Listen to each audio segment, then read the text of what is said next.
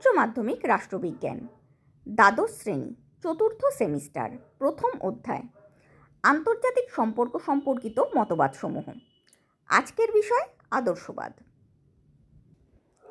প্রশ্ন: আন্তর্জাতিক সম্পর্কের আলোচনার আদর্শবাদী ধারার বিশ্লেষণ করো।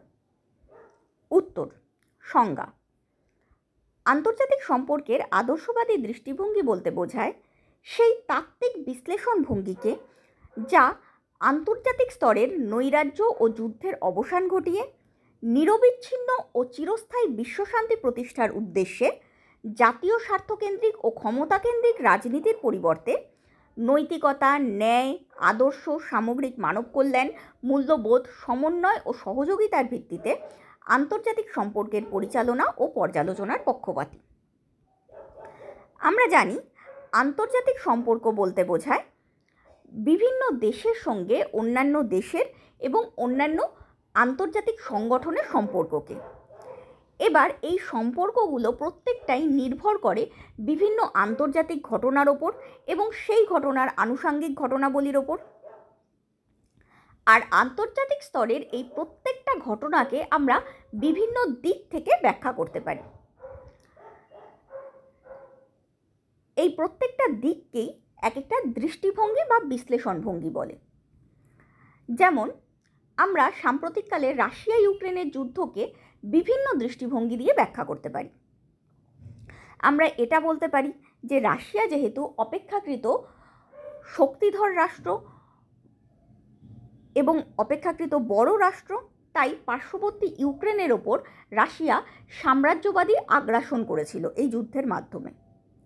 আবার এটাও বলতে পারি যে ইউক্রেন যেহেতু অর্থনৈতিকভাবে সচ্ছল একটা দেশ, তাই ইউক্রেনের অর্থনীতি ধ্বংস করা এবং সেই ধ্বংসের ফলস্বরূপ নিজেদের দেশের ধনী বিত্তবান ব্যক্তিদের আরও ধনী বিত্তবান করে তোলার জন্য রাশিয়া ইউক্রেনের ওপর আক্রমণ করেছিল।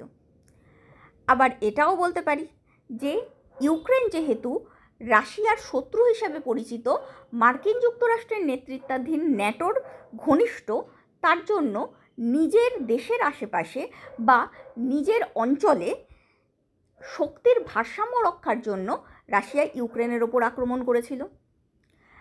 আবার এই আক্রমণ সংক্রান্ত ঘটনাবলীর বিশ্লেষণ করলে আমরা বুঝতে পারবো যে এই আগ্রাসনের পর বা রাশিয়ান আক্রমণের পর বিভিন্ন দেশ রাশিয়ান বিভিন্ন প্রোডাক্ট বা বিভিন্ন দ্রব্যের ওপর আমদানি বন্ধ করে, বিভিন্ন দ্রব্যের আমদানি বন্ধ করে, যাতে রাশিয়াকে অর্থনৈতিকভাবে ক্ষতিগ্রস্ত করা যায়। এইভাবে রাশিয়ান দ্রব্যের ওপর নিষেধাজ্ঞা জারি করা আন্তর্জাতিক স্তরে সহযোগিতার একটা প্রতিফলন। তাই এই একটা ঘটনা যে রাশিয়া ইউক্রেনের সাথে যুদ্ধ করছে, এই একটা ঘটনাকে আমরা বিভিন্ন দিক থেকে ব্যাখ্যা করতে পারি। এই প্রত্যেকটা দিককে বলা হয় এক একটা দৃষ্টিভঙ্গি বা বিশ্লেষণ ভঙ্গি, এবং এই এক একটা দৃষ্টিভঙ্গির ওপর ভিত্তি করে গড়ে উঠেছে এক একটা তত্ত্ব। এই আদর্শবাদী তত্ত্ব এরকমই একটা তত্ত্ব। মূলত প্রথম বিশ্বযুদ্ধের পরই এই আদর্শবাদী তত্ত্ব বিকাশ লাভ করে। যেহেতু প্রথম বিশ্বযুদ্ধের পরই বিকাশ লাভ করে এবং প্রথম বিশ্বযুদ্ধের ভয়াবহতায় মানুষ খুবই সন্ত্রস্ত ছিল, তাই এই আদর্শবাদী তত্ত্বের মূল উদ্দেশ্যই ছিল বিশ্বে নিরবিচ্ছিন্ন এবং চিরস্থায়ী বিশ্বশান্তি প্রতিষ্ঠা, অর্থাৎ একটা এমন পরিবেশের প্রতিষ্ঠা যেখানে যুদ্ধ হবে না। আমরা জানি আন্তর্জাতিক স্তরে সবাই স্বাধীন। আন্তর্জাতিক স্তরে সেই হিসাবে কোনো এমন সংগঠন নেই যেই সংগঠন বাকি সমস্ত দেশগুলোকে একটা শৃঙ্খলার মধ্যে বাঁধতে পারবে বা শৃঙ্খলাবদ্ধ করতে পারবে। আন্তর্জাতিক স্তরের এই নৈরাজ্য যে কোনো রাজা নেই এরকম পরিস্থিতি বা কোনো শক্তিধর সংগঠন সবাইকে শৃঙ্খলায় বাঁধতে পারে এরকম কোনো সংগঠন নেই। সেই নৈরাজ্যের জন্যই মূলত যুদ্ধ হয়, কারণ সবাই স্বাধীন, সবাই যে যার মতো আচরণ করছে, তার ফলেই যুদ্ধটা হয়। তাই আদর্শবাদী ধারার মূল উদ্দেশ্যই এটা যে আন্তর্জাতিক স্তরে নৈরাজ্যের অবসান ঘটানো। আর এই নৈরাজ্যের অবসান ঘটানোর জন্য আদর্শবাদীরা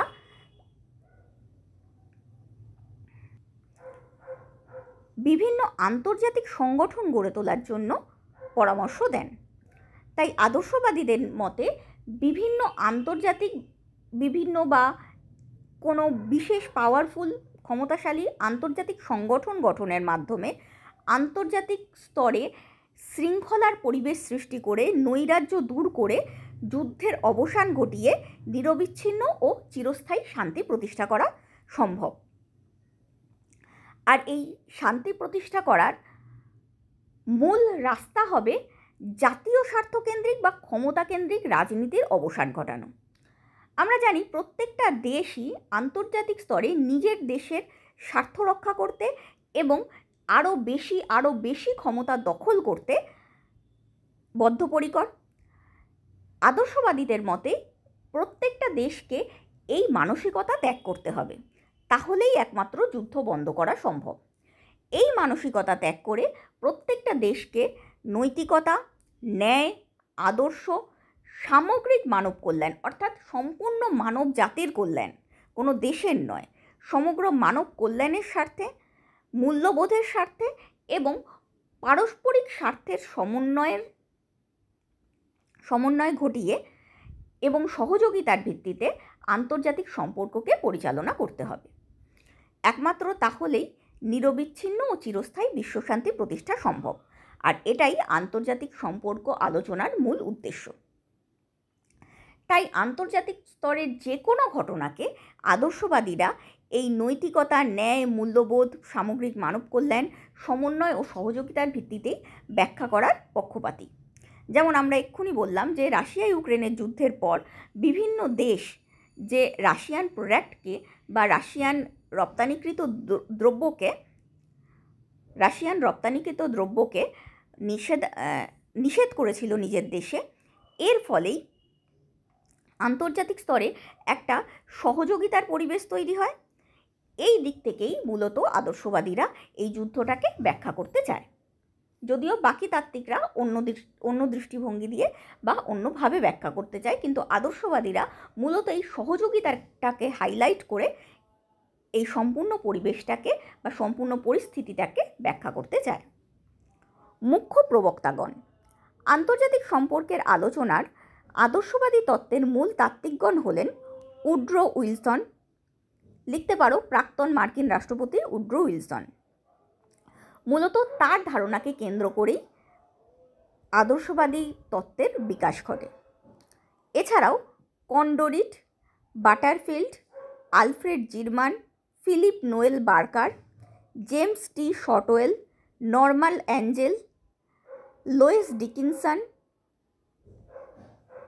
Nicolas Murray Butler, John Hobson, Bertrand Russell, Leonard Woolf, Lester Pearson, Arnold Toynbee প্রমুখ। আদর্শবাদী ধারার উদ্ভব ও বিকাশ। আদর্শবাদের মূল উদ্ভব ঘটে প্রথম বিশ্বযুদ্ধের পর, তবে এর চিন্তার শিকড় আরও আগের ঐতিহাসিক ঘটনায় দেখা যায়। আমেরিকার স্বাধীনতা যুদ্ধ যা হয়েছিল 1776 খ্রিস্টাব্দে এবং ফরাসি বিপ্লব যা হয়েছিল 1789 খ্রিস্টাব্দে, তাতে আদর্শবাদী ভাবনার স্পষ্ট প্রভাব ছিল। এই দুটো ঐতিহাসিক ঘটনাতেই মূলত সাম্য, স্বাধীনতা ও মৈত্রীর আদর্শ প্রতিফলিত হয়। এই আদর্শগুলোর মধ্যে মূলত আদর্শবাদী চিন্তার বীজ গ্রথিত ছিল। 1795 খ্রিস্টাব্দে কন্ডোরসেট যুদ্ধহীন, অসাম্যহীন যে বিশ্ব ব্যবস্থার ভাবনা উপস্থাপন করেছিলেন, তাতে আদর্শবাদী চিন্তাভাবনার প্রথম সংগঠিত প্রয়াস বলা যায়। তিনি বিশ্বাস করতেন যুক্তি ও বিজ্ঞানের মাধ্যমে আদর্শ আন্তর্জাতিক সম্পর্ক গড়ে তোলা সম্ভব।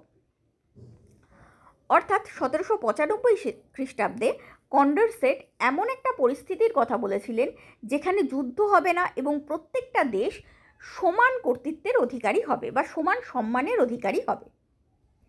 আমরা আদর্শবাদী ভাবনাচিন্তার যখন আরও বেশি করে ভাবনাচিন্তার বৈশিষ্ট্যগুলো যখন পড়ব, তখন জানতে পারব এই যুদ্ধহীন, অসাম্যহীন পরিস্থিতিটা আদর্শবাদেরই একটা বৈশিষ্ট্য।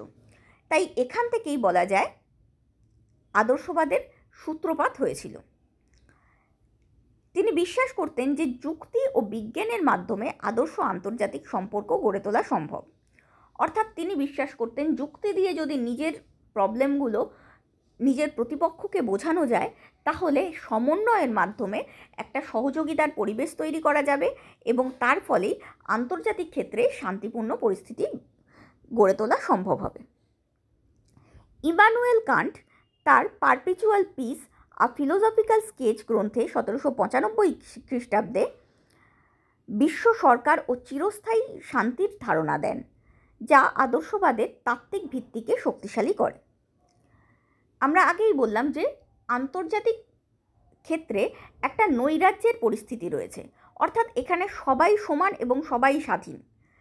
তাই যেহেতু এদের কন্ট্রোল করার বা এদের শৃঙ্খলাবদ্ধ করার কোনো সংগঠন নেই, তার জন্য আন্তর্জাতিক স্তরে যুদ্ধ বা সংঘাত লেগেই থাকে।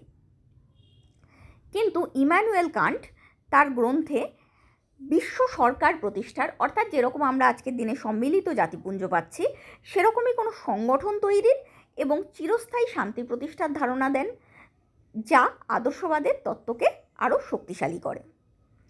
Norman Angel the great illusion গ্রন্থে যুদ্ধকে অযৌক্তিক, অপচয়মূলক ও ধ্বংসাত্মক বলে উল্লেখ করে অর্থনৈতিক আত্মনির্ভরশীলতা ও সহযোগিতার মাধ্যমে শান্তি বজায় রাখার পক্ষে যুক্তি দেন। অর্থাৎ তার মতে যুদ্ধ অযৌক্তিক এবং যুদ্ধের ফলে দুপক্ষেরই ক্ষতি হয়, আর্থিক ক্ষতি হয় এবং দুপক্ষের ক্ষেত্রেই সেটা ধ্বংসাত্মক। তাই যুদ্ধের পরিবর্তে এই অর্থগুলোকে যদি অর্থনৈতিক আত্মনির্ভরশীলতার উপর ব্যয় করা যায়, অর্থাৎ প্রতিটা রাষ্ট্র পরস্পরের সহযোগিতার মাধ্যমে এবং পরস্পরের ওপর নির্ভরশীলতার মাধ্যমে যদি নিজেদেরকে অর্থনৈতিকভাবে স্টেবল করে, তাহলেই শান্তি রক্ষা করা সম্ভব বলে তিনি মনে করেন। জ্যাক রুসো তার ফ্র্যাগমেন্ট অন ওয়ার গ্রন্থে যুদ্ধকে রাষ্ট্রীয় প্রতিযোগিতার ফলাফল হিসেবে ব্যাখ্যা করেন এবং আন্তর্জাতিক ন্যায়ের মাধ্যমে যুদ্ধ প্রতিরোধের আশা প্রকাশ করেন। জ্যাক রুসো এমন একটা আন্তর্জাতিক পরিস্থিতির বর্ণনা দিয়েছিলেন যেই পরিস্থিতিতে সম্পূর্ণ নৈরাজ্য বিরাজমান, অর্থাৎ আন্তর্জাতিক পরিস্থিতি নৈরাজ্যমূলক তার মতে। আর এই নৈরাজ্যকে কন্ট্রোল করার জন্য বা নৈরাজ্যের দ্বারা হওয়া ক্ষতিকে কম করে আনার জন্য তিনি আন্তর্জাতিক ন্যায় প্রতিষ্ঠা করার কথা বলেছিলেন এবং তার মাধ্যমে যুদ্ধকে আটকানোর কথা বলেছিলেন। মূলত প্রাক্তন মার্কিন রাষ্ট্রপতি উড্রো উইলসনের ভাবনাকে কেন্দ্র করেই আদর্শবাদের উদ্ভব ঘটেছিল। উইলসন তার 14 দফা প্রস্তাবে 1918 সালে যুদ্ধ এড়াতে এবং একটি আন্তর্জাতিক সংস্থা গঠনের প্রয়োজনীয়তার উপর জোর দেন। প্রথম বিশ্বযুদ্ধের ভয়াবহতার প্রতিক্রিয়া হিসেবে 1919 খ্রিস্টাব্দে ভার্সাই চুক্তির ফলশ্রুতি হিসেবে লিগ অফ নেশনসের প্রতিষ্ঠা হয়, যা আদর্শবাদী ধারার প্রায়োগিক রূপ প্রকাশ করে।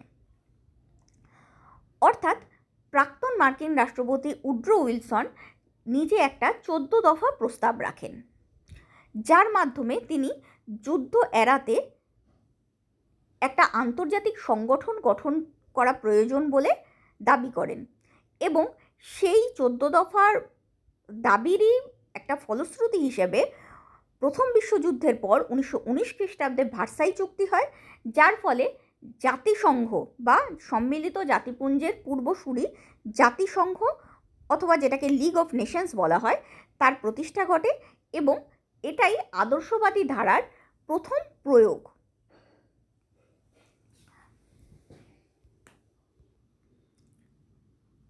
প্রথম বিশ্বযুদ্ধের পরই মূলত মার্কিন রাষ্ট্রপতি উড্রো উইলসন এই 14 দফা প্রস্তাব সর্বসমক্ষে রাখেন। প্রথম বিশ্বযুদ্ধের পর কূটনীতিবিদদের এটা মনে হতে শুরু করে যে প্রথম বিশ্বযুদ্ধের মূল কারণই ছিল গোপন কূটনীতি, মানে কোনো রাষ্ট্রের সঙ্গে অন্য রাষ্ট্রের গোপন চুক্তি, যা সম্পর্কে সেই রাষ্ট্রেরও জনগণ জানতে পারবে না এবং অন্যান্য রাষ্ট্রও জানতে পারবে না। এর ফলে বিভিন্ন রাষ্ট্রের মধ্যে, ইভেন বন্ধু রাষ্ট্রগুলোর মধ্যেও একটা সন্দেহের পরিবেশ তৈরি হয় যে কে কার সঙ্গে গোপনে কি চুক্তি করেছে আমরা জানি না। এই সন্দেহের পরিবেশ থেকেই সংঘাত তৈরি হয় এবং এই সংঘাত থেকেই যুদ্ধ সৃষ্টি হয়। তাই উড্রো উইলসনের মতে সমস্ত রকম গোপন কূটনীতির অবসান ঘটানো প্রয়োজন। এছাড়াও আমরা জানি যে প্রথম বিশ্বযুদ্ধের মূল কারণই ছিল উপনিবেশবাদ। তাই উড্রো উইলসনের মতে সমস্ত উপনিবেশ যে অঞ্চলগুলোতে রয়েছে সেই অঞ্চলগুলোর স্বাধীনতা প্রয়োজন। এছাড়াও তিনি বিশ্ব শান্তি প্রতিষ্ঠার জন্য অস্ত্র নিয়ন্ত্রণ এবং প্রত্যেকটা রাষ্ট্রে গণতান্ত্রিক পরিবেশ স্থাপন এবং বিভিন্ন রাষ্ট্রের প্রতিনিধিদের নিয়ে আন্তর্জাতিক সংগঠন প্রতিষ্ঠা করার কথা বলেন।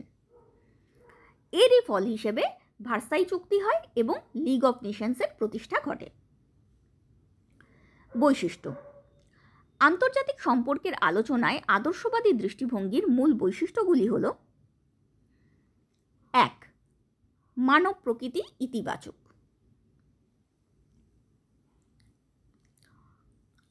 আদর্শবাদীরা মানুষের প্রকৃতি সম্পর্কে ইতিবাচক ধারণা পোষণ করেন। তারা মনে করেন মানুষ জন্মগতভাবে মূলত শান্তিপ্রিয়, যুক্তিবাদী, সহযোগিতামূলক, স্বার্থহীন, নৈতিক মনোভাব সম্পন্ন। মানুষ আত্মকেন্দ্রিক, হিংস্র, স্বার্থপর বা ক্ষমতালোভী নয়। এই সহজাত প্রবৃত্তি মানব সভ্যতার প্রগতির মূল কারণ। সেই কারণেই রাষ্ট্রের আচরণেও সহযোগিতা ও নৈতিকতার সম্ভাবনা রয়েছে। আদর্শবাদীরা মনে করেন মানুষের খারাপ আচরণের মূল কারণ হলো খারাপ প্রতিষ্ঠান ও খারাপ সমাজ ব্যবস্থার প্ররোচনা। তাই মানুষকে নয়, বরং সমাজের কাঠামোকে সংশোধন করতে হবে।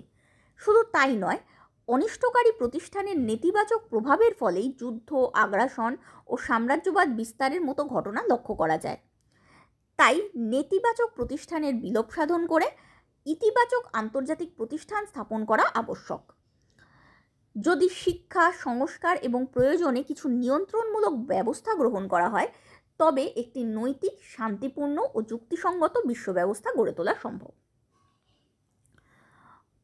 আমরা আন্তর্জাতিক সম্পর্ক ব্যাখ্যার যে দৃষ্টিভঙ্গিগুলো দেখতে পারি, সেই দৃষ্টিভঙ্গির মধ্যে প্রতিটা দৃষ্টিভঙ্গিতেই মানুষের প্রকৃতি সম্পর্কে কিছু বলা রয়েছে। আদর্শবাদীদের মতে মানুষের প্রকৃতি হলো ইতিবাচক বা ভালো। আদর্শবাদীদের মতে মানুষ সবসময় শান্তি চায়, যুক্তি দিয়ে কথা বলতে পছন্দ করে, সহযোগিতা করতে চায় পরস্পরের, এবং তারা স্বার্থহীন। আর তাদের মধ্যে একটা নৈতিক মনোভাব আছে, মানে সঠিক করার ইচ্ছা আছে। যেহেতু সহজাতভাবে বা জন্মগতভাবে মানুষ এত ভালো, তার জন্যই আজ অবধি মানব সভ্যতা এতটা উন্নতি করতে পেরেছে। আর রাষ্ট্র যেহেতু মানুষকে নিয়েই গঠিত হয়, তাহলে মূলত রাষ্ট্রগুলো সেই ভালো প্রবৃত্তি নিয়েই গঠিত। এবার যদি সব কিছুই এত ভালো হয়, তাহলে খারাপটা হচ্ছে কেন? না, আদর্শবাদীদের মতে খারাপটা হচ্ছে মূলত খারাপ প্রতিষ্ঠান বা খারাপ সমাজ ব্যবস্থার প্ররোচনায়। অর্থাৎ খারাপ সমাজ ব্যবস্থা আমাদের চারিদিকে এমন পরিস্থিতি তৈরি করে যে আমরা খারাপ কাজ করতে শুরু করি। তাই মানুষকে নয়, বরং সমাজের কাঠামোকে সংশোধন করতে হবে। আর ওই নেতিবাচক মানে অনিষ্টকারী প্রতিষ্ঠানের বা খারাপ প্রতিষ্ঠানের খারাপ প্রভাবের ফলেই যেহেতু যুদ্ধ, আগ্রাসন আর সাম্রাজ্যবাদ হয়, তাই আমাদের উচিত খারাপ প্রতিষ্ঠানগুলোর বিলোপ সাধন করা এবং ইতিবাচক আন্তর্জাতিক প্রতিষ্ঠান স্থাপন করা। আদর্শবাদী ধারার মতো আরেকটা ধারা রয়েছে বা আরেকটা দৃষ্টিভঙ্গি রয়েছে, বাস্তববাদী দৃষ্টিভঙ্গি।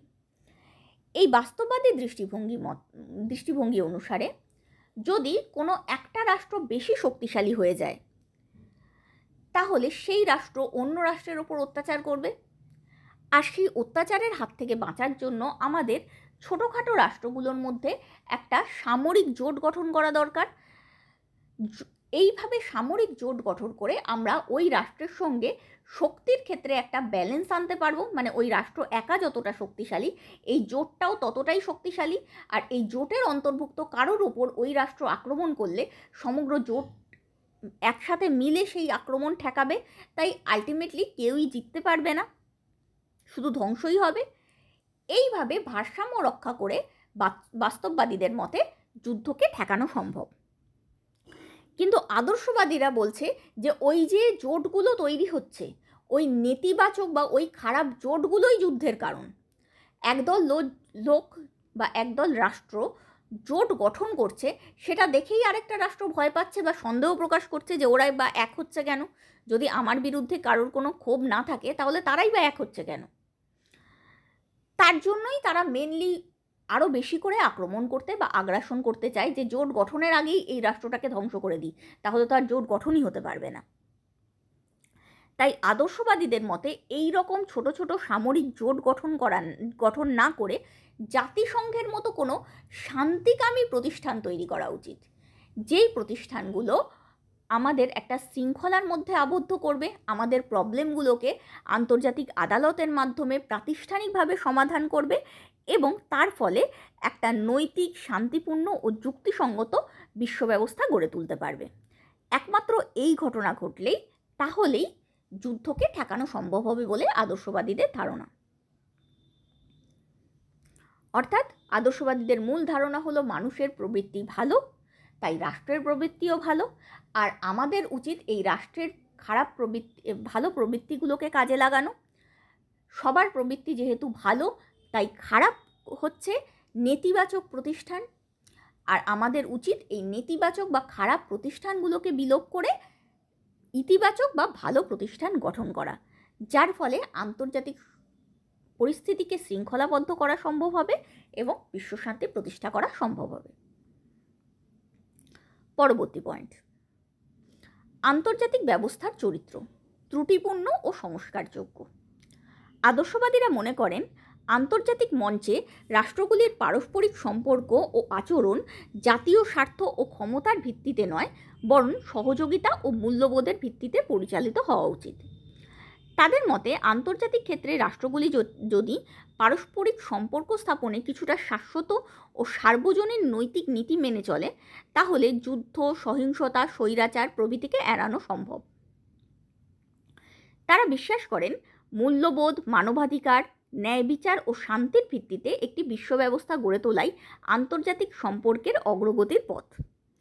আন্তর্জাতিক রাজনীতির পরিচালকরা নানাভাবে ওই সব সার্বজনীন মূল্যবোধকে কার্যকর করে তোলার জন্য নিরলস প্রয়াস চালালেও বাস্তবে ক্ষমতাকেন্দ্রিক রাজনীতি প্রায়ই এই প্রচেষ্টাকে বাধাগ্রস্ত করে। প্রথম বিশ্বযুদ্ধকে তারা ক্ষমতা নির্ভর রাজনীতির ভয়াবহ পরিণতি হিসেবেই দেখেছিলেন। আদর্শবাদীদের মতে সাধারণ নৈতিক আদর্শ ও মূল্যবোধ বিশ্ব সম্প্রদায়কে সংগঠিত ও ঐক্যবদ্ধ করতে অনুপ্রাণিত করবে। তাই আদর্শবাদীরা এমন এক বিশ্ব গড়ার স্বপ্ন দেখতেন যেখানে যুদ্ধের পরিবর্তে নিরবিচ্ছিন্ন শান্তি ও সহযোগিতার পরিবেশ বিদ্যমান থাকবে।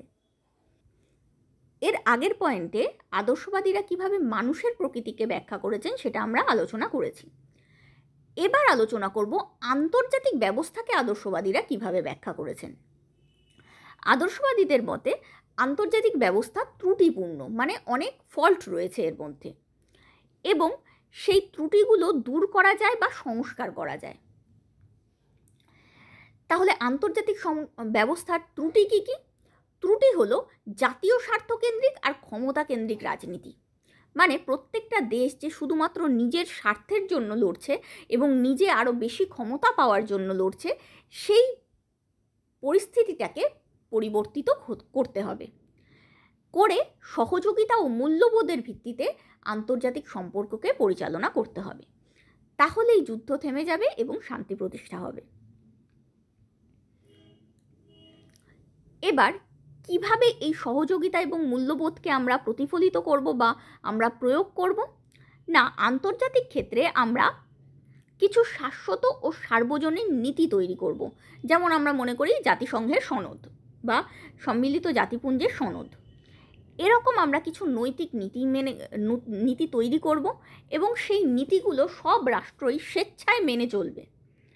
তার ফলেই যুদ্ধ, সহিংসতা, স্বৈরাচার এগুলোকে এড়ানো সম্ভব হবে এবং মূল্যবোধ, মানবাধিকার, ন্যায় বিচার ও শান্তির ভিত্তিতে একটা বিশ্ব ব্যবস্থা গড়ে উঠবে।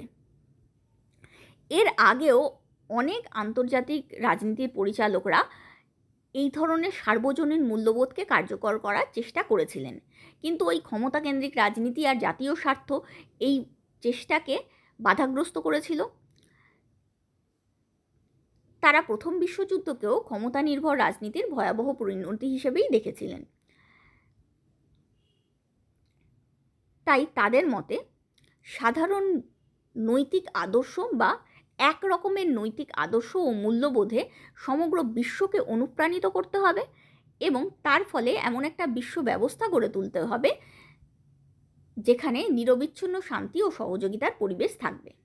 অর্থাৎ সোজা ভাষায় তারা মনে করেন আন্তর্জাতিক ব্যবস্থায় বা আন্তর্জাতিক মঞ্চে জাতীয় স্বার্থ ও ক্ষমতা দিয়ে সম্পর্ককে পরিচালনা করলে চলবে না, বরং সহযোগিতা ও মূল্যবোধের ভিত্তিতে সম্পর্ককে পরিচালনা করতে হবে এবং এই পরিচালনার জন্য এমন কিছু সংগঠন গড়ে তুলতে হবে যারা কিছু নৈতিক বিধি তৈরি করে দেবে বা কিছু নিয়ম তৈরি করে দেবে এবং প্রত্যেকটা রাষ্ট্রকেই সেই নিয়ম মেনে চলতে হবে। প্রত্যেকটা রাষ্ট্রই যদি নিয়মগুলো মেনে চলে তাহলে আলটিমেটলি সমগ্র বিশ্ব সমাজ মেনে চলবে এবং তার ফলে আলটিমেটলি চিরস্থায়ী শান্তি প্রতিষ্ঠিত হবে। পরবর্তী পয়েন্ট, যুদ্ধের কারণ ও প্রতিরোধের কৌশল। স্বার্থ ও ক্ষমতা কেন্দ্রিকতার পরিবর্তে সমন্বয়মূলক ও সহযোগিতাপূর্ণ পররাষ্ট্রনীতি, যা এতক্ষণ বোঝালাম এটাও তাই। আদর্শবাদীরা মনে করেন যুদ্ধ আন্তর্জাতিক সম্পর্কের অনিবার্য পরিণতি নয়। যুদ্ধের মূল কারণ হলো ত্রুটিপূর্ণ আন্তর্জাতিক ব্যবস্থা, রাষ্ট্রগুলির স্বার্থ সংঘাত, গোপন কূটনীতি ও ক্ষমতার রাজনীতি। বিষয়গুলো আগেই বুঝিয়ে দিয়েছি। এবার যে এগুলো হলো যুদ্ধের কারণ, আর যুদ্ধ রোধের উপায় কি? তারা মনে করেন শিক্ষার প্রসার ঘটিয়ে, আন্তর্জাতিক ব্যবস্থার সংশোধন করে, কূটনৈতিক আলোচনার মাধ্যমে শান্তিপূর্ণভাবে রাষ্ট্রগুলির মধ্যে বিরোধের মীমাংসা করে, প্রকাশ্য ও সামগ্রিক কল্যাণমূলক রাজনীতি ও যৌথ প্রচেষ্টা এবং সহযোগিতামূলক পররাষ্ট্রনীতি ও মুক্ত বাণিজ্য নীতির মাধ্যমে নির্ভরশীলতা বৃদ্ধি করে যুদ্ধ প্রতিরোধ করা সম্ভব। অর্থাৎ সোজা ভাষায় তাদের মতে আন্তর্জাতিক ব্যবস্থা যেহেতু ত্রুটিপূর্ণ এবং আন্তর্জাতিক ব্যবস্থার মূল ত্রুটি হলো রাষ্ট্রগুলোর মধ্যে স্বার্থের সংঘাত এবং ক্ষমতা নিয়ে দ্বন্দ্ব, তাই আর যুদ্ধের কারণ হলো এই স্বার্থ সংঘাত এবং ক্ষমতার রাজনীতি এবং গোপন কূটনীতি। তাই এই সমস্ত ক্ষমতার রাজনীতি, জাতীয় স্বার্থকেন্দ্রিক রাজনীতি এবং গোপন কূটনীতির অবসান ঘটাতে হবে। রাষ্ট্রগুলোর মধ্যে স্বার্থের সংঘাত হলে সেটাকে আলাপ আলোচনার মাধ্যমে শান্তিপূর্ণভাবে এবং প্রাতিষ্ঠানিকভাবে সমাধান করতে হবে এবং রাজনীতির মূল উদ্দেশ্য হতে হবে সামগ্রিক কল্যাণ এবং প্রত্যেকের প্রচেষ্টা এবং প্রত্যেকের সহযোগিতার মাধ্যমে একটা নির্ভরশীলতার পরিস্থিতি তৈরি করতে হবে, তার ফলেই যেন যুদ্ধ এবং তার অবশ্যম্ভাবী ফলরূপে যুদ্ধ প্রতিরোধ করা সম্ভব হবে।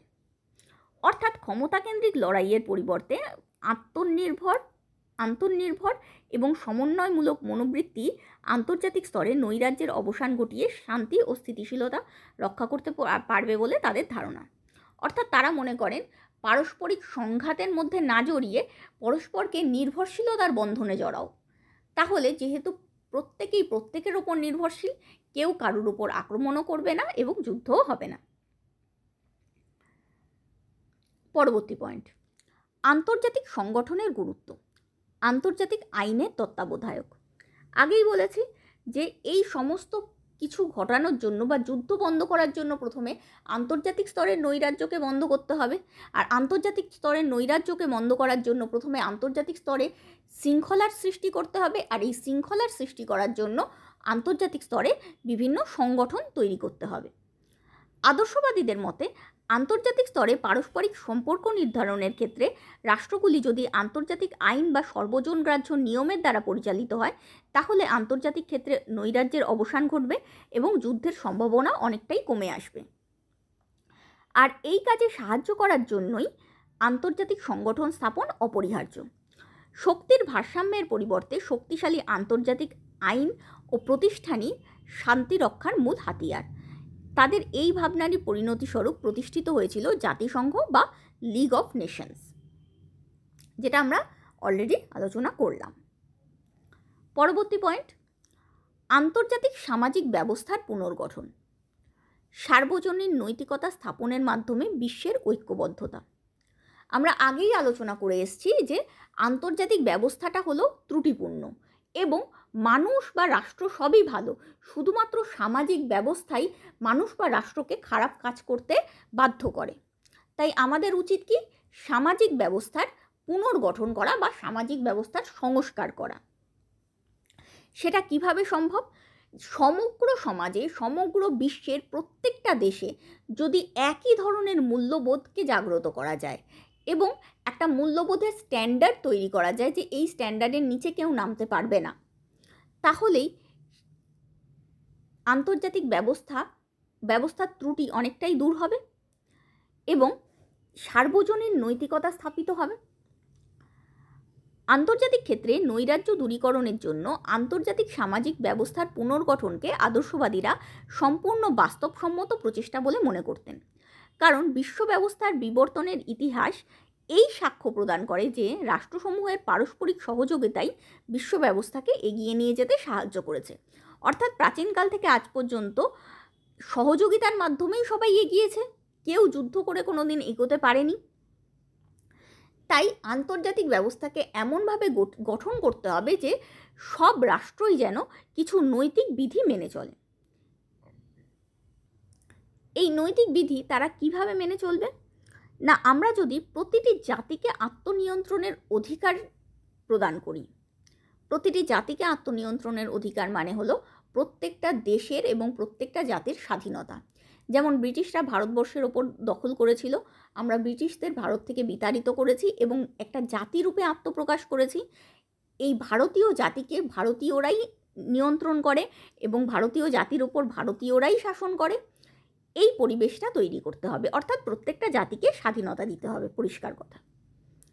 দ্বিতীয়, প্রতিটি রাষ্ট্রের অভ্যন্তরে গণতান্ত্রিক পরিবেশ গঠনের মাধ্যমে রাষ্ট্রগুলিকে সমরূপ গণতান্ত্রিক মূল্যবোধে পরিচালনা ও যৌথ স্বার্থের সংরক্ষণে উদ্বুদ্ধ করা।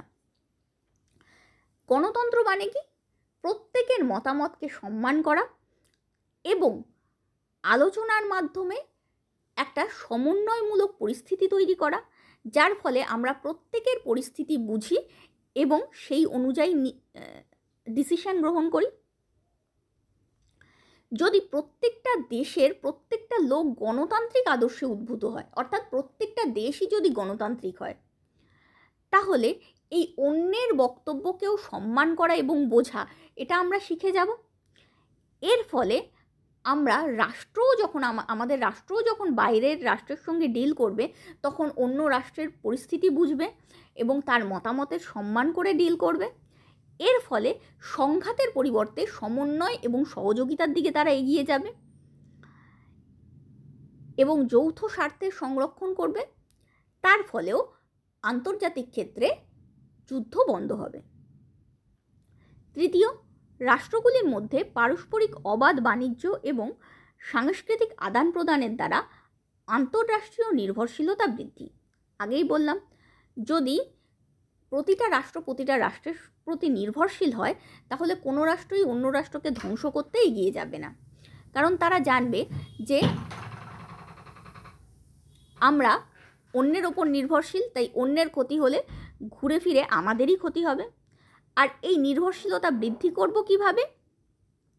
অবাধ বাণিজ্য নীতি করে, মানে এক দেশের প্রোডাক্ট আরেক দেশের স্বাধীনভাবে বিক্রি হবে, যেটাকে আমরা বিশ্বায়ন বলি, সেই ধরনের নীতি গ্রহণ করে, এবং সাংস্কৃতিক আদান প্রদান দ্বারা, অর্থাৎ প্রত্যেকে, যেমন ইন্টারন্যাশনাল যোগা ডে আমরা করছি বা আমরা এখানে কোরিয়ান ড্রামা বা কোরিয়ান সিরিজ দেখছি, সেরকম প্রত্যেকটা দেশের সঙ্গে প্রত্যেকটা দেশের সংস্কৃতির আদান প্রদান ঘটিয়ে আমরা আন্তঃরাষ্ট্রীয় নির্ভরশীলতা অর্থাৎ এক রাষ্ট্রের অন্য রাষ্ট্রের প্রতি নির্ভরশীলতা তথা সম্মান দুটোই বৃদ্ধি করব এবং তার ফলে কোনো রাষ্ট্রই অন্য রাষ্ট্রকে ধ্বংস করতে এগোবে না বা নিজেদের শত্রু মনে করবে না।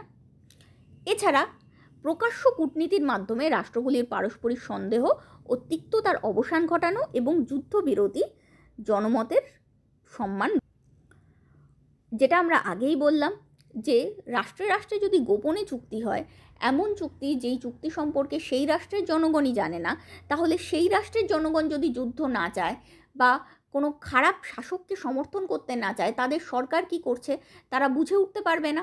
তাই সেই হিসেবে তারা সরকারের পতন ঘটাতেও পারবে না।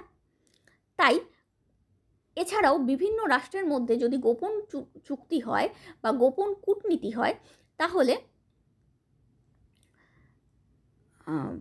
বিভিন্ন রাষ্ট্রগুলি পরস্পরকে সন্দেহ করতে শুরু করবে। এর ফলে একটা তিক্ততার পরিবেশ তৈরি হবে। তাই উচিত হবে প্রকাশ্য কূটনীতি করা, অর্থাৎ রাষ্ট্রগুলির মধ্যে পারস্পরিক সন্দেহ ও তিক্ততার অবসান ঘটানো এবং যুদ্ধবিরোধী জনমতের সম্মান রক্ষা করা। অর্থাৎ মানুষও যুদ্ধ চাইছে না, রাষ্ট্রের সরকারও যুদ্ধ চাইবে না, রাষ্ট্রও যুদ্ধ চাইবে না, তার ফলেই একমাত্র যুদ্ধকে আটকানো সম্ভব হবে। আর সবাই যে যুদ্ধ চাইছে না সেটার প্রমাণ করার জন্য কূটনীতি প্রকাশ করতে হবে, প্রকাশ্যভাবেই যে কূটনীতি করতে হবে। এর ফলেই একমাত্র যুদ্ধ ঠেকানো সম্ভব হবে। পরবর্তী পয়েন্ট, মানবাধিকারের প্রচার ও প্রসার এবং সার্বজনীন মানবাধিকারের মানদণ্ড নির্ধারণ। প্রত্যেকটা মানুষের অধিকারের যদি আমরা সম্মান না দিতে পারি, প্রত্যেকটা রাষ্ট্রের অধিকারের সম্মান দেব কী করে? তাই মানবাধিকার নিয়ে একটা নির্দিষ্ট নীতি তৈরি করতে হবে, যেটাকে সার্বজনীন মানদণ্ড বলবো আমরা, এবং এই সার্বজনীন মানদণ্ড অনুসারে মানবাধিকারের প্রচার ও প্রসার ঘটাতে হবে। প্রভৃতির মাধ্যমে আন্তর্জাতিক সমাজের পুনর্বিন্যাস করেই আমরা সমাজকে প্রগতির দিকে এগিয়ে নিয়ে যেতে পারব। এবার আসছি সমালোচনায়। 1930-এর দশক পর্যন্ত আদর্শবাদী চিন্তাভাবনাকে কেন্দ্র করে আন্তর্জাতিক সম্পর্কের চর্চা এগিয়ে চললেও এই সময়ে আন্তর্জাতিক প্রেক্ষাপটে উদ্ভূত নানা সমস্যার কারণ অনুসন্ধান ও সমাধানের ক্ষেত্রে আদর্শবাদের ব্যর্থতা, রোনাল্ড নেইবুর, E.H. কার, হ্যান্স মর্গেনথাউ প্রমুখ রাষ্ট্রদার্শনিকদের এই তত্ত্বের প্রতি সন্দিহান করে তোলে। অর্থাৎ প্রথম দিকে এই সহযোগিতার কথা খুব বেশি চর্চায় আসলেও এবং খুব বেশি বিশ্বাসযোগ্য হলেও, যখন ধীরে ধীরে প্রথম বিশ্বযুদ্ধের পরেও দ্বিতীয় বিশ্বযুদ্ধের একটা পটভূমি তৈরি হয়, তার সঙ্গে বিভিন্ন স্বৈরাচারী রাজার উদ্ভব হয়, তখন এই সহযোগিতা এবং মানুষ ভালো এই ধারণার থেকে মানুষ খানিকটা বেরিয়ে আসতে চায়। কারণ মানুষের মনে হয় যে এই সময়ে যে সমস্যাগুলো আছে সেই সমস্যাগুলো সমাধান তো এই সহযোগিতার মাধ্যমে করা সম্ভব নয়, তাহলে আমাদের অন্য রাস্তা খুঁজতে হবে। সেই রাস্তা খোঁজার জন্যই বিভিন্ন রাষ্ট্র দার্শনিকরা এই তত্ত্বের বিরোধিতা করে। নিম্নলিখিত দিক থেকে আদর্শবাদী তত্ত্বের বিরোধিতা করা যায়। এক হলো কাল্পনিক বা বাস্তব বিমুখ। আদর্শবাদী তত্ত্বের ভাবনা ও ধারণাগুলি বাস্তবের সঙ্গে কোনো সম্পর্ক নেই। আদর্শবাদ যেভাবে একটি সংঘর্ষমুক্ত ও সহযোগিতার আদর্শে উজ্জীবিত বিশ্বের ছবি তুলে ধরেছে, তা বাস্তবে নৈরাজ্যপূর্ণ ও ক্ষমতাকেন্দ্রিক আন্তর্জাতিক ব্যবস্থার সঙ্গে কোনোভাবেই সঙ্গতিপূর্ণ নয়। শুধুমাত্র নৈতিক দৃষ্টিকোণ থেকে বাস্তবিক পরিস্থিতিকে ব্যাখ্যা করা অযৌক্তিক। অর্থাৎ আদর্শবাদীরা একটা এমন ভালো পরিবেশের বর্ণনা দিয়েছে, বেসিক্যালি প্রত্যেকে ততটা ভালো নয়। আমরা প্রত্যেকেই কি সহযোগিতা করতে চাই? আমরা কি কেউ কারোর প্রতি বিন্দুমাত্র হিংসা রাখি না? আমরা কি সবসময় নিজের স্বার্থ ত্যাগ করে স্বার্থহীনভাবে অন্যের উপকার করতে চাই? এটা বাস্তব নয়, এটা কল্পনা হতে পারে, এটা আদর্শ হতে পারে, কিন্তু এটা বাস্তব নয়। তাই এই নৈতিক দৃষ্টিভঙ্গি দিয়ে বাস্তবিক পরিস্থিতিকে ব্যাখ্যা করা সম্ভব নয় আর অযৌক্তিকও। দ্বিতীয় পয়েন্ট, অতি আশাবাদী, মানব প্রকৃতি সম্পর্কিত ভ্রান্তি। আদর্শবাদীরা মনে করেন যে মানুষ মূলত শান্তিপ্রিয় ও ন্যায়পরায়ণ, কিন্তু সমালোচকদের মতে মানুষ ও রাষ্ট্র উভয়ই ক্ষমতালিপ্সু এবং স্বার্থপর, যা পারস্পরিক সংঘাতের কারণ। তৃতীয় পয়েন্ট, আন্তর্জাতিক রাজনীতির চরিত্র অনুধাবনে ব্যর্থ, জাতীয় স্বার্থ অবহেলিত।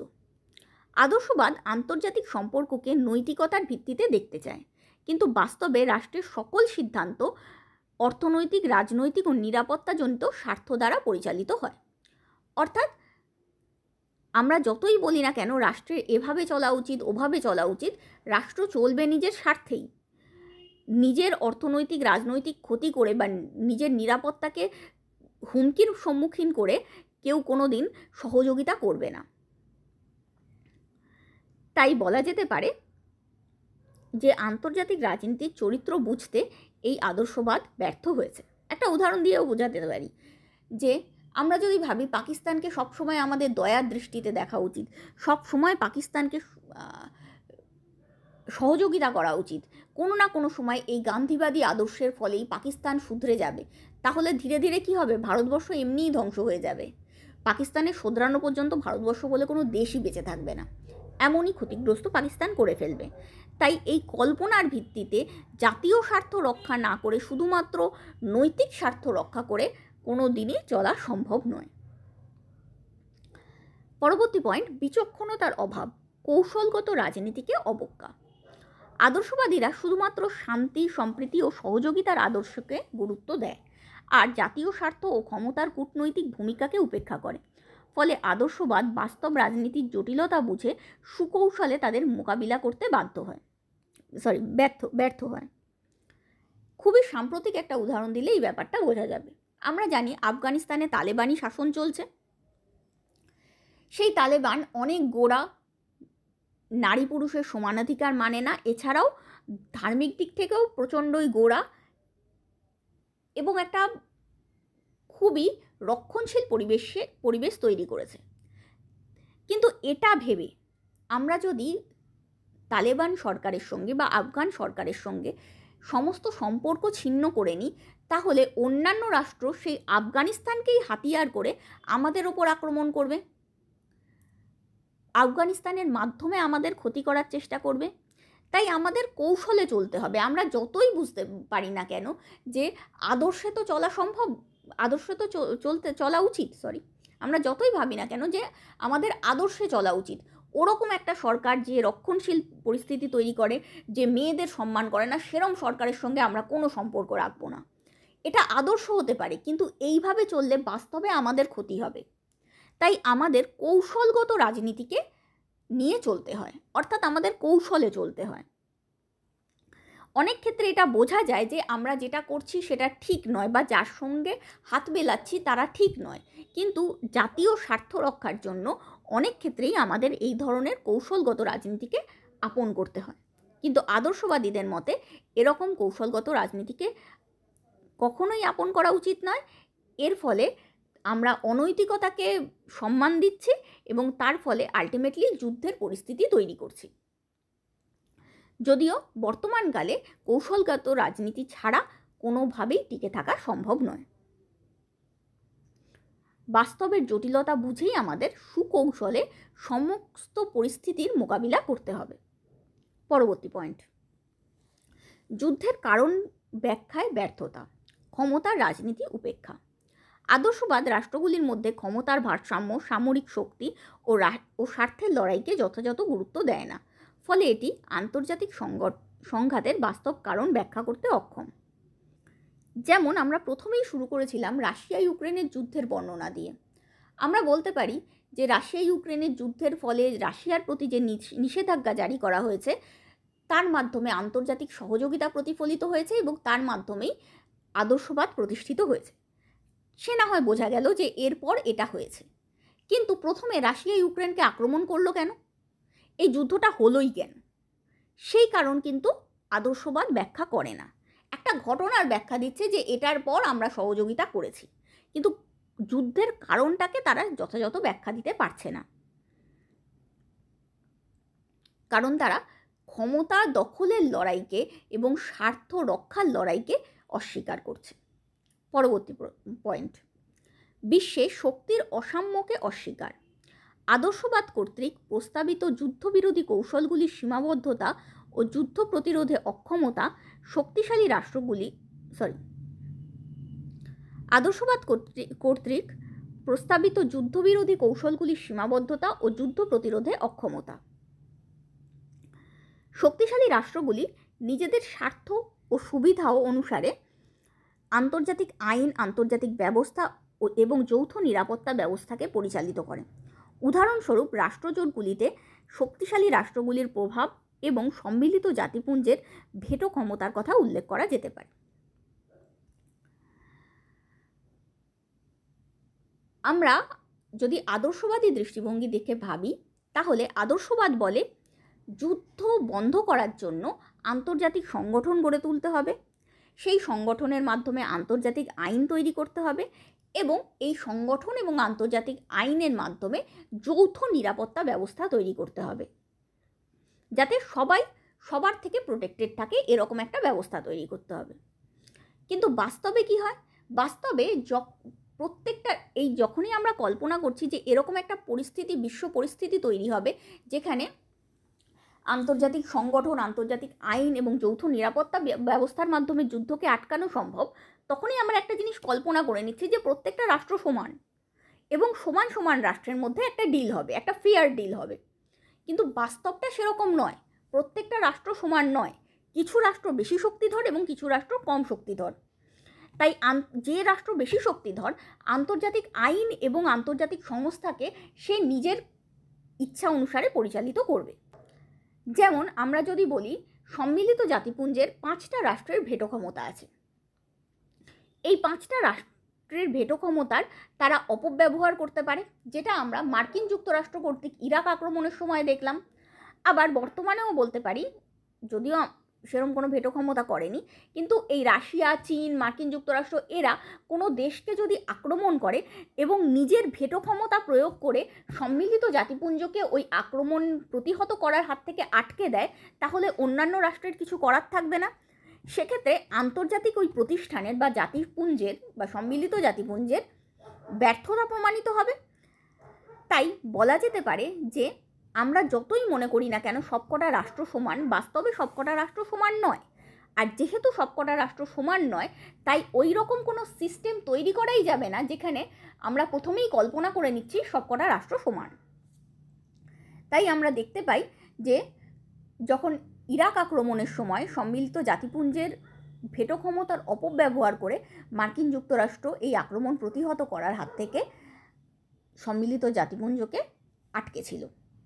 ফলে বলা যেতে পারে শক্তিশালী রাষ্ট্রগুলো নিজের ইচ্ছা অনুসারে আন্তর্জাতিক আইনেরও চেঞ্জ করে, আন্তর্জাতিক প্রতিষ্ঠানের কার্যাবলীকেও নিয়ন্ত্রণ করে এবং যৌথ নিরাপত্তা ব্যবস্থাকেও বুড়ো আঙ্গুল দেখিয়ে নিজের মতো আগ্রাসন করে।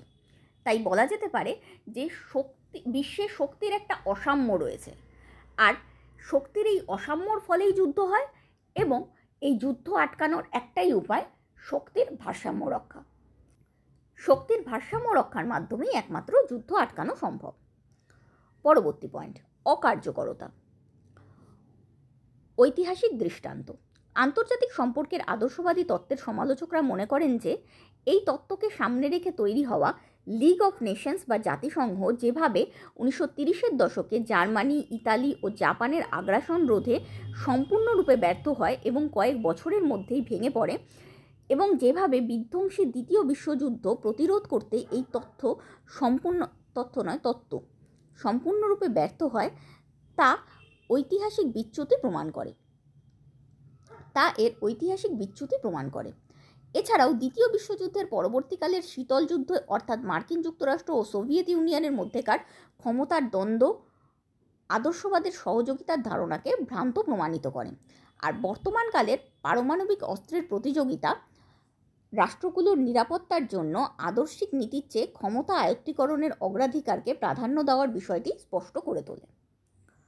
অর্থাৎ আমরা এই আদর্শবাদী নীতির অকার্যকরতা বা আদর্শবাদী নীতি যে কার্যকর নয় সেটা প্রমাণ করতে পারি 3 ভাবে। একেবারে ইতিহাসের দৃষ্টান্ত নিয়ে, যে আদর্শবাদী নীতির প্রচার হয়েছিল প্রথম বিশ্বযুদ্ধের পরে, তারপরও দ্বিতীয় বিশ্বযুদ্ধ হয়েছে। প্রথম বিশ্বযুদ্ধের পর লিগ অফ নেশনস বা জাতিসংঘ তৈরি হওয়ার পরও সেই জাতিসংঘ আন্তর্জাতিক আইন বা যৌথ নিরাপত্তা ব্যবস্থার মাধ্যমে দ্বিতীয় বিশ্বযুদ্ধকে আটকাতে পারেনি। জার্মানি, ইতালি ও জাপানের আগ্রাসন রোধ করতে পারেনি এবং কিছুদিনের মধ্যেই সেই আন্তর্জাতিক সংগঠনই ভেঙে যায়। ফলে আমরা এটা বুঝতে পারি যে ইতিহাস এটার প্রমাণ বহন করে যে এই রকম আন্তর্জাতিক সংগঠন কোনো কাজের নয়। দ্বিতীয় বিশ্বযুদ্ধের পরবর্তীকালে যেভাবে মার্কিন যুক্তরাষ্ট্র এবং সোভিয়েত ইউনিয়ন রাষ্ট্রজোট তৈরি করে এবং পরস্পরের মধ্যে একটা কম্পিটিশন তৈরি করে, সেটাও এটা প্রমাণিত করে যে আমরা ক্ষমতার দ্বন্দ্বে জড়িত। ক্ষমতার রাজনীতিকে এড়িয়ে সহযোগিতার রাজনীতি নিয়ে আমরা আন্তর্জাতিক ব্যবস্থার ব্যাখ্যা করতে পারবো না। আর বর্তমানকালে প্রতিটা রাষ্ট্র যেভাবে অস্ত্র প্রতিযোগিতায় ব্যস্ত, সেটা আমরা ইসরায়েলের ক্ষেত্রে দেখি, ভারতের ক্ষেত্রে দেখি বা অন্যান্য রাষ্ট্রগুলোর ক্ষেত্রে দেখি না কেন, তাতে একথা স্পষ্ট যে সমস্ত দেশ মেনেও নিয়েছে যে আদর্শবাদ আর কোনো কাজের নয়। তারা শক্তির ভারসাম্য রক্ষার জন্য অস্ত্র প্রতিযোগিতায় মেতে উঠেছে। ফলে এটা বোঝা যাচ্ছে যে এই আদর্শবাদ ব্যর্থ প্রমাণিত হয়েছে। পরবর্তী পয়েন্ট, নৈতিক মানদণ্ড নির্ধারণে অসুবিধা, সার্বজনীন নৈতিক ধারণার প্রয়োগ অসম্ভব। সমালোচকদের মতে রাষ্ট্রীয় কার্যাবলীর ক্ষেত্রে সার্বজনীন নৈতিক ধারণাকে প্রয়োগ করা সম্ভব নয়। যেমন গণতন্ত্র, মানবাধিকার, উদারনীতি এইসব পশ্চিমা মূল্যবোধের ওপর অত্যাধিক জোর দেওয়াকে অনেক রাষ্ট্র সাম্রাজ্যবাদ বা সাংস্কৃতিক সাম্রাজ্যবাদ হিসেবে দেখে। এইভাবে মানবাধিকার রক্ষার নামে হস্তক্ষেপের নীতিকে অনেক রাষ্ট্র তাদের আভ্যন্তরীণ বিষয়ে হস্তক্ষেপ হিসাবে দেখে। এই ধরনের নীতি আন্তর্জাতিক ক্ষেত্রে উত্তেজনা সৃষ্টি করতে পারে, তাই রাষ্ট্রীয় কার্যাবলীর যৌক্তিকতা বিচার করা হয় তার ফলাফলের ভিত্তিতে, কোনো নৈতিক মানদণ্ডের ভিত্তিতে নয়।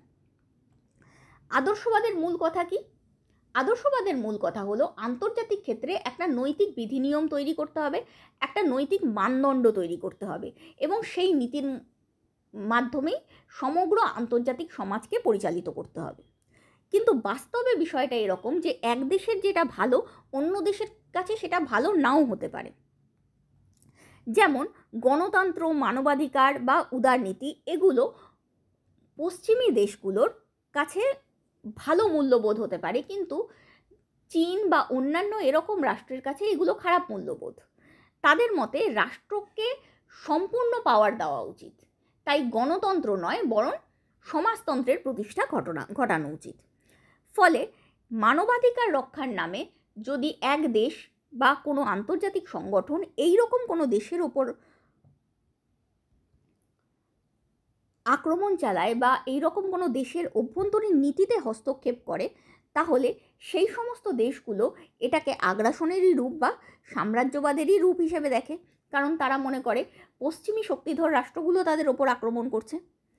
এর ফলে বলা যেতে পারে যে বিশ্বজনীন যেহেতু কোনো নৈতিকতার মানদণ্ড নেই, তাই এইভাবে সার্বজনীন নৈতিকতার প্রতিষ্ঠা করা এবং প্রয়োগ করাও অসম্ভব। একটা উদাহরণ দিতে পারি, চীনে উইগার মুসলিমদের ওপর অনেক অত্যাচার করা হচ্ছে, তার জন্য পশ্চিমী দেশগুলো খুব সরব, কিন্তু জাতিপুঞ্জ যদি বিনা কোনো ইন্ধনে এই বিষয়টা নিয়ে নাক গলায়, তাহলে চীনের মনে হবে যে জাতিপুঞ্জ আমাদের আভ্যন্তরীণ বিষয়ে নাক গলাচ্ছে এবং সেটা আমেরিকার নেতৃত্বাধীন জাতিপুঞ্জের এক প্রকার সাংস্কৃতিক সাম্রাজ্যবাদ। তার জন্য তারা এই জিনিসটার বিরোধ করবে। ফলে যুদ্ধ ঠেকানোর পরিবর্তে এই ধরনের এক সার্বজনীন নৈতিক নীতি প্রয়োগ করার ফলে যুদ্ধ উল্টে হওয়ার সম্ভাবনা তৈরি হবে, কারণ জাতিপুঞ্জের সঙ্গেই তখন চায়নার যুদ্ধ তৈরি হয়ে যেতে পারে। তার জন্য বলা যেতে পারে যে যেহেতু সার্বজনীন কোনো নৈতিক মানদণ্ড নেই, তাই সেই মানদণ্ডের প্রতিষ্ঠা করাও অসম্ভব, তাই সেই হিসাবে ওই রকম একটা মানদণ্ডের ভিত্তিতে আন্তর্জাতিক সম্পর্কের পরিচালনা করাটাও অসম্ভব। পরবর্তী পয়েন্ট, সমালোচকদের দৃষ্টিভঙ্গি। E.H. কার এর অভিমত। E.H. কার তার 20 ইয়ার্স ক্রাইসিস গ্রন্থে আন্তর্জাতিক সম্পর্ক আলোচনার আদর্শ নির্ভর ব্যাখ্যার কঠোর সমালোচনা করে বলেছেন যে জাতীয় শক্তি ও জাতীয় স্বার্থকে অবহেলা করে দ্বন্দ্বমূলক আন্তর্জাতিক পরিস্থিতি উপেক্ষা অবাস্তব মানবিক গুণাবলীর ওপর অত্যাধিক গুরুত্ব প্রদান এবং নৈতিকতার সার্বজনীন মানদণ্ড প্রভৃতির নিরিখে আবেগবাহিত হয়ে আন্তর্জাতিক সম্পর্কের আলোচনা করা অযৌক্তিক। অর্থাৎ E.H. কার তার বিখ্যাত গ্রন্থ, যা 1939 সালে প্রকাশিত হয়েছিল, সেই গ্রন্থ 20 ইয়ার্স ক্রাইসিসে আন্তর্জাতিক সম্পর্ক আলোচনার আদর্শবাদী দৃষ্টিভঙ্গিকে অযৌক্তিক বলেছেন। কারণ তার মতে জাতীয় স্বার্থ ও জাতীয় শক্তিকে অবহেলা করা, বা দ্বন্দ্বমূলক আন্তর্জাতিক পরিস্থিতিকে উপেক্ষা করা, বা অবাস্তব মানবিক গুণাবলীর উপর বেশি বিশ্বাস রাখা এবং নৈতিকতার সার্বজনীন মানদণ্ড তৈরি করা প্রভৃতি করে এই আদর্শবাদ একটা অযৌক্তিক তত্ত্ব খাড়া করেছে। এই তত্ত্ব শুধু অযৌক্তিকই নয়, অবাস্তবও বটে। E.H. কার তার এই গ্রন্থের মাধ্যমে আন্তর্জাতিক সম্পর্কের বাস্তববাদী দৃষ্টিভঙ্গির ভিত্তি স্থাপন করেন। ভবিষ্যতে গিয়ে এই আদর্শবাদ বাস্তববাদের মধ্যেকার দ্বন্দ্ব আন্তর্জাতিক সম্পর্কের একটা বিতর্কের সৃষ্টি করে। এই গ্রন্থে E.H. কার আদর্শবাদের কিছু সীমাবদ্ধতাকে তুলে ধরে এবং ক্ষমতা আর জাতীয় স্বার্থ কেন্দ্রিক দ্বন্দ্বমূলক আন্তর্জাতিক পরিস্থিতিকে ব্যাখ্যা করে। এইভাবে বিভিন্ন সমালোচকরা আদর্শবাদী দৃষ্টিভঙ্গির সমালোচনা করেছেন। উপসংহার: 1930-এর দশক থেকে, অর্থাৎ যখন থেকে আন্তর্জাতিক সম্পর্ক শাস্ত্রটিকে নিয়ে চর্চা শুরু হয়, তখন থেকেই এ বিষয় নিয়ে অধ্যয়নের মূল কারণ ছিল যুদ্ধের অন্তর্নিহিত কারণগুলির অনুসন্ধান করে বিশ্বশান্তি প্রতিষ্ঠার অনুকূলে সহযোগিতামূলক বিশ্ব ব্যবস্থা গড়ে তোলা। সেই প্রেক্ষিতে বলা যায়, আদর্শবাদী দৃষ্টিভঙ্গি বিশ্বশান্তি প্রতিষ্ঠার অঙ্গ হিসেবে যথেষ্ট গুরুত্বপূর্ণ ভূমিকা পালন করেছে। অর্থাৎ আন্তর্জাতিক সম্পর্ক নিয়ে আলোচনার মূল উদ্দেশ্যই হলো শান্তি প্রতিষ্ঠা করা। আর শান্তি প্রতিষ্ঠা করার একটা রাস্তা, একমাত্র রাস্তা না হলেও একটা রাস্তা, সহযোগিতার কথা বলে আদর্শবাদ এই শান্তি প্রতিষ্ঠায় নিজের যথেষ্ট গুরুত্বপূর্ণ ভূমিকা পালন করেছে। তাই 1960-এর দশক থেকে আদর্শবাদী বিশ্লেষণ ধারা উদারবাদের কাঠামোয় নতুন রূপে আবির্ভূত হয়েছে। যেমন আমি বললাম যে ধীরে ধীরে আদর্শবাদের যুগ শেষ হয়ে যায় বা আদর্শবাদী ধারার উপর মানুষের বিশ্বাস উঠে যায় এবং বাস্তববাদী ধারার উপর মানুষের বিশ্বাস বেড়ে যায়। ঠিক বাস্তববাদের পরবর্তী দৃষ্টিভঙ্গি বা উদারবাদী দৃষ্টিভঙ্গিতেও আদর্শবাদের কিছু কিছু তত্ত্বকে নিয়ে নেওয়া হয়। তাই বলা যেতে পারে এই তত্ত্বটা সম্পূর্ণভাবে নির্মূল হয়ে যায়নি, বরং একটা পরিবর্তিত এবং সংস্কার করা রূপ নিয়ে আবার আবির্ভূত হয়েছিল উদারবাদের মাধ্যমে। দ্বিতীয় বিশ্বযুদ্ধ ও তার পরবর্তীকালের আন্তর্জাতিক রাজনীতির আলোচনায় আদর্শবাদী দৃষ্টিভঙ্গির গুরুত্ব হ্রাস পেয়ে ক্ষমতাকেন্দ্রিক বাস্তববাদী দৃষ্টিভঙ্গি জনপ্রিয় হয়ে উঠলেও আজকের দিনেও এই তত্ত্ব সম্পূর্ণ অচল নয়। আন্তর্জাতিক আইন, আন্তর্জাতিক সংস্থা, দ্বিপাক্ষিক ও বহুপাক্ষিক সন্ধি চুক্তি যেমন বিশ্বশান্তি ও নিরাপত্তা রক্ষায় গুরুত্বপূর্ণ ভূমিকা পালন করেছে, ঠিক তেমনই নিরস্ত্রীকরণ, মানবাধিকার রক্ষা, উপনিবেশবাদের বিরোধিতা, স্বৈরতন্ত্রের বিনাশ, পরিবেশ রক্ষা ও অন্যান্য বৈশ্বিক সমস্যার সমাধানেও তা উল্লেখযোগ্য সাফল্য অর্জন করেছে। অর্থাৎ আদর্শবাদী দৃষ্টিভঙ্গির গুরুত্ব হ্রাস পেয়ে বাস্তববাদী দৃষ্টিভঙ্গি গুরুত্ব বৃদ্ধি পেলেও আজকের দিন পর্যন্ত আদর্শবাদ সম্পূর্ণভাবে অচল নয়। আদর্শবাদ আন্তর্জাতিক আইন, আন্তর্জাতিক সংস্থা, দ্বিপাক্ষিক ও বহুপাক্ষিক সন্ধি চুক্তি প্রভৃতির মাধ্যমে শুধু বিশ্বশান্তি ও নিরাপত্তা রক্ষা করেছে তাই নয়, বরং নিরস্ত্রীকরণ, মানবাধিকার রক্ষা, উপনিবেশবাদের বিরোধিতা, স্বৈরতন্ত্রের বিনাশ, পরিবেশ রক্ষা ও অন্যান্য বৈশ্বিক সমস্যার সমাধানেও উল্লেখযোগ্য সাফল্য অর্জন করেছে। যেমন আমরা জানি যে জাতিপুঞ্জের আন্তর্জাতিক আদালত অনেক ক্ষেত্রে বিরোধের মীমাংসা করেছে, ফলে কিছু যুদ্ধ আটকে গেছে। আবার অনেক ক্ষেত্রে যুদ্ধ হয়ে গেলে জাতিপুঞ্জের শান্তিরক্ষী মিশন গিয়ে সেখানে পরিস্থিতি পুনর্গঠনে সাহায্য করেছে। তাছাড়াও বিভিন্ন দ্বিপাক্ষিক ও বহুপাক্ষিক চুক্তি বিশ্ব শান্তি ও নিরাপত্তা রক্ষায় সাহায্য করেছে। এছাড়াও জাতিপুঞ্জের মানবাধিকার কমিশন মানবাধিকার রক্ষায় গুরুত্বপূর্ণ ভূমিকা পালন করেছে। বিভিন্ন চুক্তিগুলোর মাধ্যমে নিরস্ত্রীকরণ এবং অস্ত্র নিয়ন্ত্রণ, বিশেষ করে পারমাণবিক ও আণবিক অস্ত্রের নিয়ন্ত্রণ করার মতো কাঠামো তৈরি হয়েছে। এছাড়া উপনিবেশবাদের বিরোধিতা, স্বৈরতন্ত্রের বিনাশ তো ঘটেছেই, তাছাড়াও পরিবেশ রক্ষা ও অন্যান্য বৈশ্বিক সমস্যার সমাধানেও, যেমন পরিবেশ রক্ষা আর মহাকাশ গবেষণা প্রভৃতি ক্ষেত্রে উল্লেখযোগ্য সাফল্য অর্জন করা গেছে এই ধরনের আন্তর্জাতিক সংস্থা, যেটাকে এরা ইতিবাচক আন্তর্জাতিক সংস্থা বলছে, সেরকম সংস্থার মাধ্যমে এবং আন্তর্জাতিক আইনের মাধ্যমে। তাই বলা যেতে পারে আন্তর্জাতিক সম্পর্ক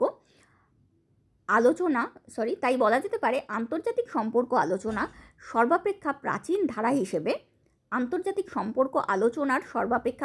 ধারা হিসেবে আদর্শবাদী দৃষ্টিভঙ্গির গুরুত্ব অনস্বীকার্য। এই হলো আন্তর্জাতিক সম্পর্ক আলোচনার আদর্শবাদী দৃষ্টিভঙ্গি। উত্তরটা ভালো লাগলে অবশ্যই লাইক এবং শেয়ার করো, আর এরকম কোনো উত্তর জানতে হলে অবশ্যই কমেন্টের মাধ্যমে জানিও, আর প্লিজ চ্যানেলটাকে সাবস্ক্রাইব করো। Thank you.